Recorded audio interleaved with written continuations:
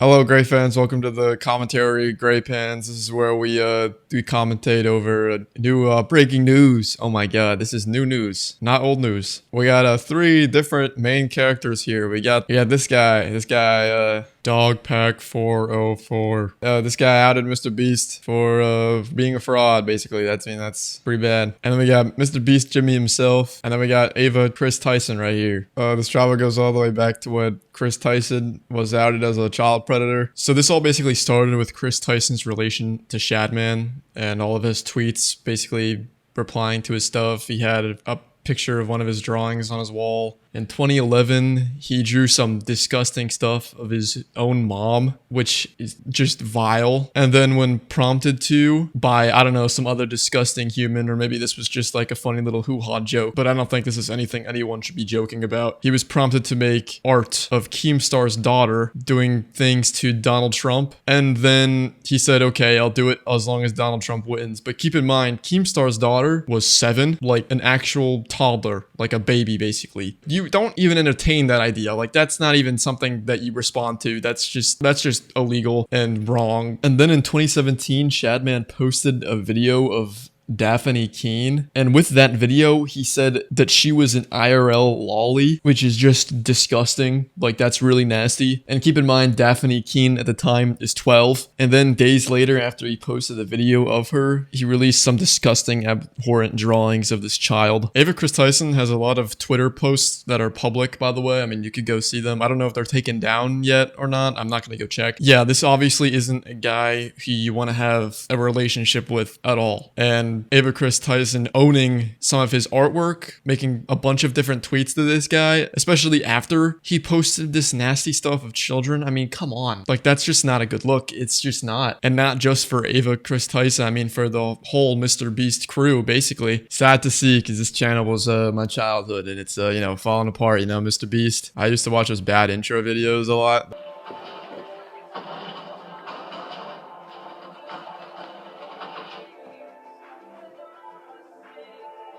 Those are probably the funny ones. And then they also break laptops a bunch. I remember that. Why did it not work?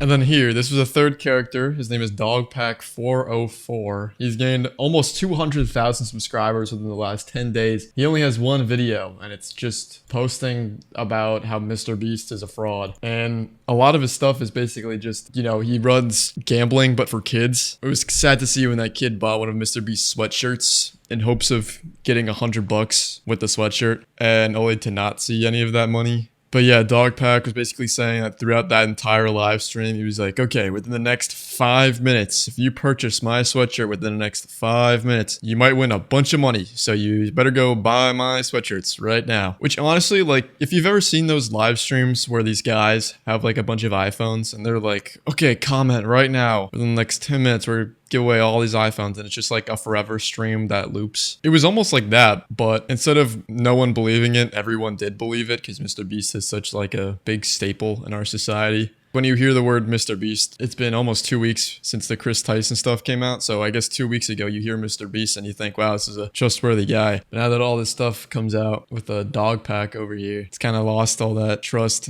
I guess within that sweatshirt gambling incident, there was another incident within that incident with one of his friends. I don't know his name. I don't care for his name. But you could see him clearly signing MB for Mr. Beast and then giving a little smirk and then passing it along. This is just messed up, because people see MB on their sweatshirt and think, wow, Mr. Beast must have signed this. This is awesome. I have a Mr. Beast signed sweatshirt. This is really cool, because that's what people are paying for. I mean, the sweatshirt, they weren't cheap, but then when you have other people that are not Mr. Beast signing MB, I mean, you could clearly see that his signature, I mean, that's not the first time that he's done it. And who knows how many other Mr. Beast employees have signed other sweatshirts or any other merch, apparel, whatnot with MB, Mr. Beast's signature, which just kind of sucks, because then that devalues all of his merch that's signed, because you have no idea if that's actually signed by Mr. Beast or not, which in my opinion, that's a scam, because you expect when you see MB, that's Mr. Beast, not, you know, some side character. I don't even know this guy's name. And then another thing was a lot of his videos were faked. When Dogpack says about the CGI thing, I don't really think a lot of people care about the CGI. I think it's pretty obvious that it's not real when he like zooms out when all the trains and stuff. It's just like, it's pretty clear that it's not, and it's for like the entertainment value. That's just my opinion. I think that's fine. And then when he gets to the chocolate factory part where he gives away the golden tickets, like, you know, Willy Wonka and the Chocolate Factory, kind of like that. If you got one of these tickets, you would be in his video. And so he would promote, hey, buy my chocolate and you could get into a Mr. Beast video. And that's like every kid's dream. So of course they're going to go out and buy as much chocolate as they can. But then you have this YouTuber, I think with over 700,000 subscribers, that somehow magically got one of these tickets. And that to me just screams, no, Mr. Beast gave it to you. And she even admitted it in the video. And then Dogpack recently just figured out that another actor, I guess, in that video was Ava Kris Tyson's cousin. So 2 out of the however many people that were entered into that competition were already pre-chosen, which is extremely scummy, because if you're going to advertise, hey, you know, you have a good chance of getting in, but really the only chance you have is if you know him personally. And of course, the winner of the event just happens to be the YouTuber with 700,000 subscribers.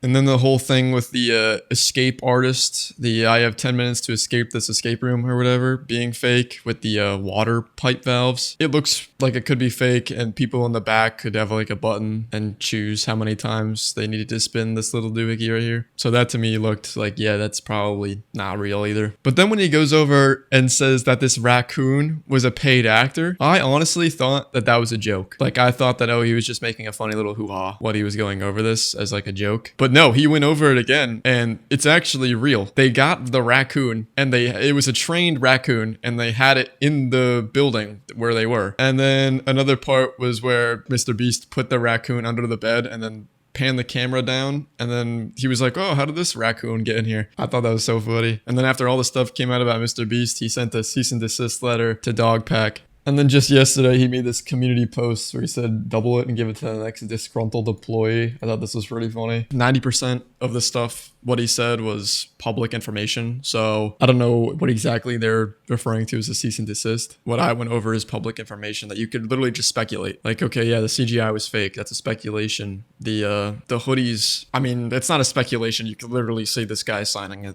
the sweatshirt with Mr. Beast's signature. That's not a speculation. That's literally just right there, set in stone. And then, you know, the raccoon being a fake actor, also speculation. I mean, he literally said if he pans down to hide the fact that the raccoon was already thrown in the bed. He said he wouldn't go as far as to say it was animal abuse, but he did say that it was like, I guess, mistreatment because the raccoon was thrown. And a lot of that stuff, like the raccoon being fake, you can see oompaville's video. He interviewed Dogpack. Oompaville was like a Dogpack denier for a while, and then recently just made the video about how he's like, okay, yeah, now this evidence seems pretty clear. I think that was pretty much everybody's view. It was like, no, there's no way Mr. Beast can be fake. And then like they watched the video and it's like, oh, yeah, there's not really a lot you could deny here. Let me know what you guys think. Remember, this is the first ever commentary video, and you know, subscribe for a free cookie.